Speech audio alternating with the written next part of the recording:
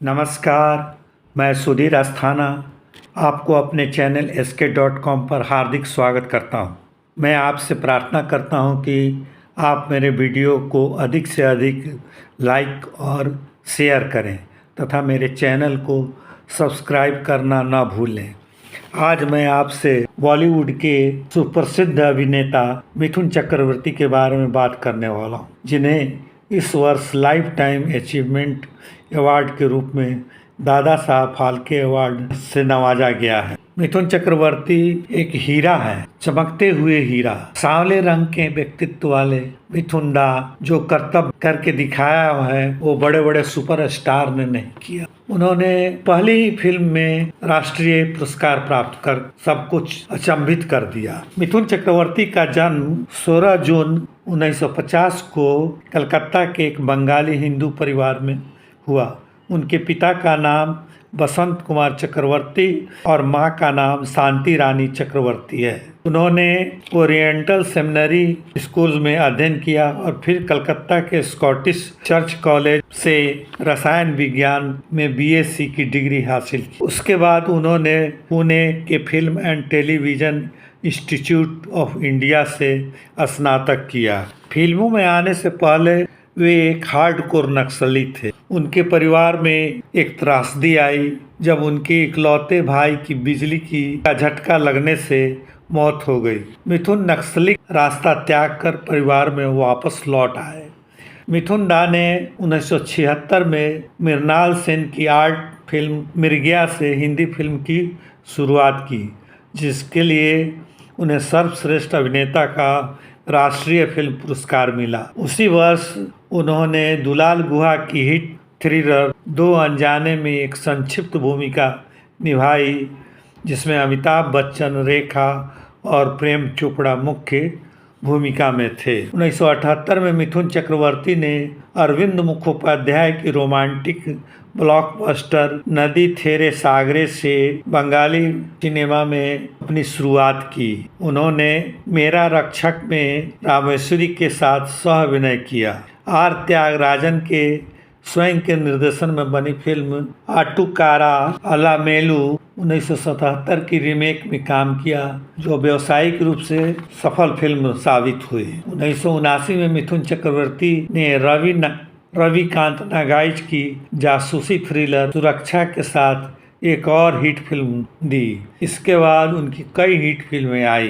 तराना 1979, पतिता 1980, 1920 1980, हम 5 1980, हमसे बढ़कर कौन 1981 और बंगाली फिल्म कलंकनी कंकवती 1981। 1982 मिथुन चक्रवर्ती के शौकीन, अशांति, तकदीर का बादशाह और स्वामी दादा के साथ सफलताओं की एक श्रृंखला मिली। उसी वर्ष बी सुभाष की डांस फिल्म डिस्को डांसर के साथ स्टारडम की बुलंदियों को मिथुन दा ने छुआ।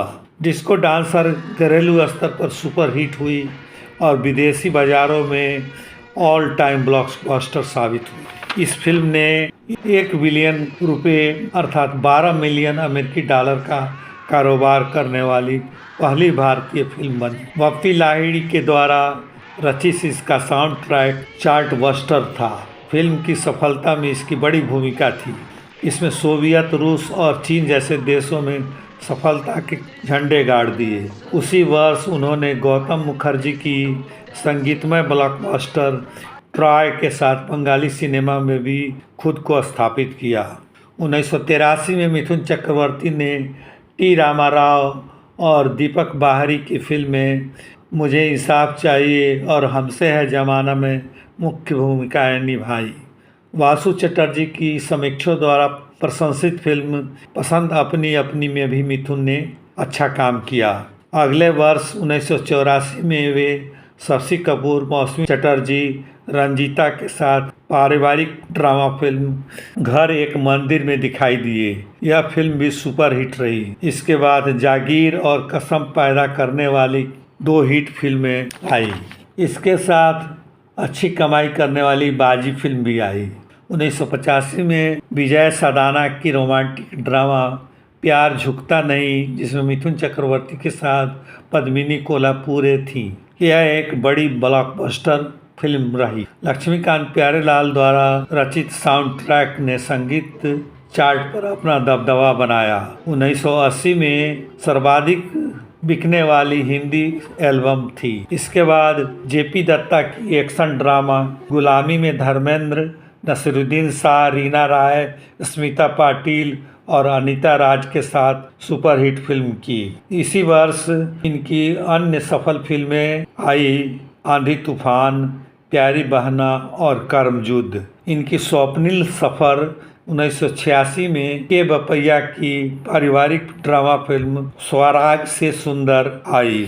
उन्होंने दर्जनों एक्शन और ड्रामा से भरपूर फिल्में की। उन्होंने बॉलीवुड में कई बड़ी अभिनेत्रियों जैसे जीनत अमान, पद्मिनी कोल्हापुरे, रति अग्निहोत्री, रेखा, श्रीदेवी, माधुरी दीक्षित समेत अन्य कई अभिनेत्रियों के साथ काम किया।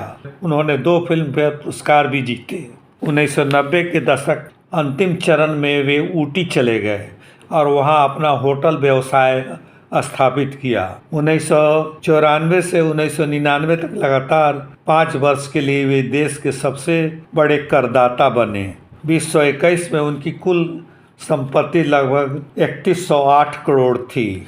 2005 में फिल्म ऐलान के साथ उनकी वापसी हुई, जो एक सफल फिल्म रही। 2007 में आई मणि रत्नम की हिट फिल्म गुरु, जिसके लिए उन्हें समालोचकों की प्रशंसा प्राप्त हुई। उनकी जोर लगा के हैया ने अनेक अंतर्राष्ट्रीय पुरस्कार जीते। मिथुन चक्रवर्ती ने लगभग 350 फिल्मों में काम किए हैं। मिथुन दा ने यथार्थवादी फिल्म, कला फिल्म के साथ व्यावसायिक फिल्में भी की, जिसको खूब सराहा गया। उन्होंने हिंदी फिल्मों के साथ बांग्ला फिल्में भी की। 1993 में कहादेर कथा जैसी कला फिल्म के लिए उन्हें दूसरा राष्ट्रीय पुरस्कार मिला। रामकृष्ण परमहंसपुर बनी जीवी अय्यर की फिल्म में स्वामी विवेकानंद की भूमिका के अभिनय के लिए 1995 में सर्वश्रेष्ठ सह अभिनेता के लिए तीसरा राष्ट्रीय पुरस्कार मिला। उन्होंने television show dance India dance और डांस बांग्ला डांस जैसे टीवी शो में ग्रैंड जज बने।